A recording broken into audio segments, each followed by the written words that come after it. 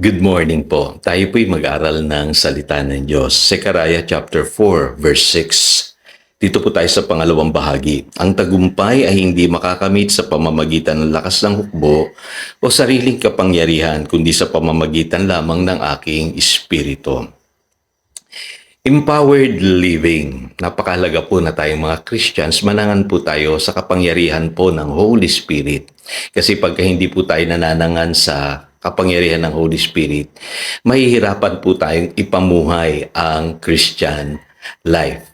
Ngayon, maraming tao na akala nila okay lang yung manangang ka sa sarili mong kalakasan. Sa Jeremiah chapter 17, verses 5 to 8, pinapaalalahanan po tayo ng mga verses na ito.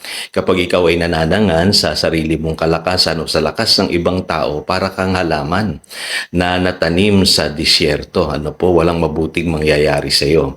Pero kung ikaw ay nananangan sa Diyos, ang sabi ng Biblia, para kang punong na itanim sa tabi ng batisan. Kaya ibang-iba po yung magiging outcome ng iyong buhay. At yan po ang disenyo ng Diyos. Tayo po ay dapat manangan sa Holy Spirit. Sabi po sa John chapter 14, verses 16 to 18, ipinangako ang Holy Spirit ng ating Panginoong Hesukristo to be with us forever. Mananatili po sa atin ang Holy Spirit forever bilang believer.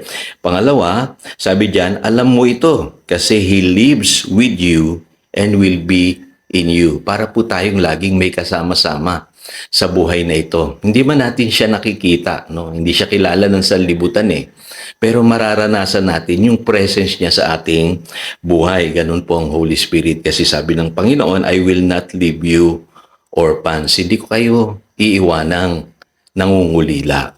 So napakahalaga nitong katotohanan na ito, mga kapatid. Kasi iba po talaga ang Christian life. Hindi yung pinipilit mo lang sumunod sa Diyos o gumawa ng kalooban ng Diyos.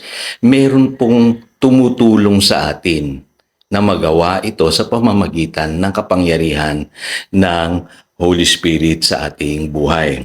Ang epekto po nito sa ating buhay ay yung tayo po'y magiging powerful witness. Mabuting patotoo, makapangyarihang patotoo sa mundong ito. Yun po ang pinangako ng Acts chapter 1 verse 8. But you will receive power when the Holy Spirit comes on you, and you will be my witnesses in Jerusalem and in all Judea and Samaria and to the ends of the earth. Mahirap po i-fake yung patotoo. Pero pagka taglay-taglay natin yung Holy Spirit sa ating buhay, magugulat po kayo. Yung inyong buhay po'y magniningning. Yung mga patotoo po ninyo ay magiging blessing sa ibang tao, kaya sila po'y mapapalapit sa Diyos. Makikilala nila ang Diyos dahil sa inyo pong patotoo. At higit sa lahat, may lakas ka ng loob na i-share yung gospel. Pangalawang produkto po ng Holy Spirit sa ating buhay ay yung sinasabi sa Galatians chapter 5 verses 22 to 23. Sabi diyan, but the fruit of the Spirit is love, joy, peace, patience, kindness, goodness, faithfulness, gentleness, and self-control. Against such things, there is no law. So dito po, maraming hindi ito naiintindihan. Yung sinasabi po ditong fruit of the Spirit ay yung resulta ng binagong espiritu ng isang taong na born again. Ang nangyayari po dyan, yung pong Holy Spirit, nakokontrol niya na po yung atin pong spirit. Kaya mapapansin niyo po, once na born again po kayo, meron something na madalas naririnig na kayong inner voice, na nangungusap sa inyo. At yun po yung kadalasang udyok ng Holy Spirit. Kasi ang totoong born-again Christian, meron siyang tinatawag na obedience that is empowered by the Holy Spirit. Yung iba, sumusunod din sila kay Lord. Pero sa pamamagitan ng sarili nilang lakas. At ang obedience na yon, napakahirap po. Kaya sa Old Testament, mapapansin ninyo, nung wala pa ang Holy Spirit sa buhay ng mga tao, napakahirap po sa kanila ang sumunod sa kalooban ng Diyos. Kaya dito maintindihan nyo, ibang-iba tayo sa New Testament.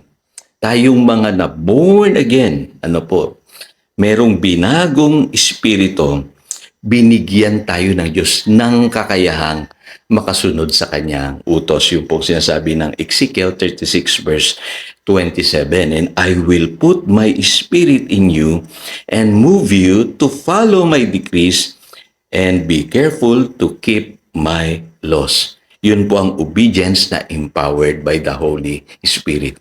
Kaya alam ko meron kayong ganong karanasan eh. Dati meron siguro kayong bisyo o maling gawain. Pero nung na-born again kayo, mapapansin ninyo parang hindi nyo na ginugusto yung mga bagay na yon. Kasi naririnig nyo na yung udyok ng Espiritu Santo. At higit sa lahat, pinalalakas kayo nito para magtagumpay sa buhay.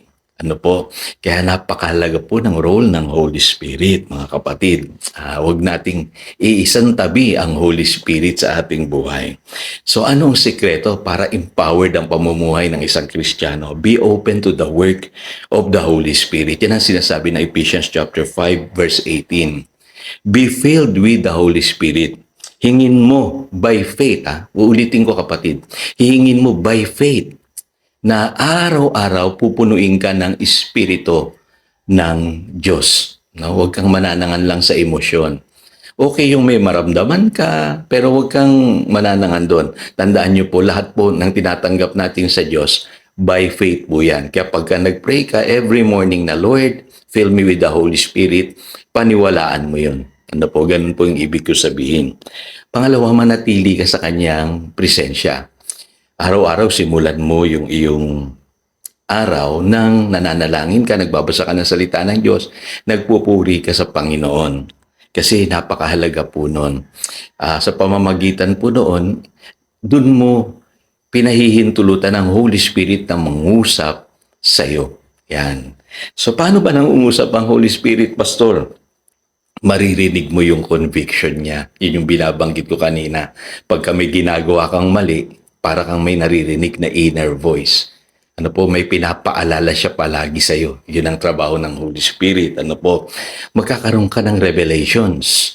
Yung mga binabasa mo mga verses sa Biblia, parang buhay na buhay pagka binabasa mo. Parang umuugma sa buhay mo. Ang tawag po doon, revelations. At mas naiintindihan mo na ang Biblia ngayon. At higit sa lahat, nandiyan dyan yung encouragement ng Holy Spirit. Ang Holy Spirit, hindi ka niya i-discourage. I-empower ka niya. Pagka naririnig mo yung mga promises ng Lord palagi sa iyong isipan, para sa iyo yun. Tandaan nyo, ang Holy Spirit, nangungusap siya through the Word of God.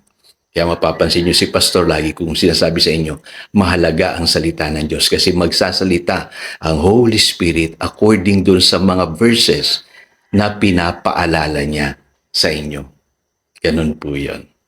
So, tayo po'y manalangin. Dakilang Diyos, salamat muli sa umagang ito. Thank you na kaming mga Kristiyano ay empowered by the Holy Spirit.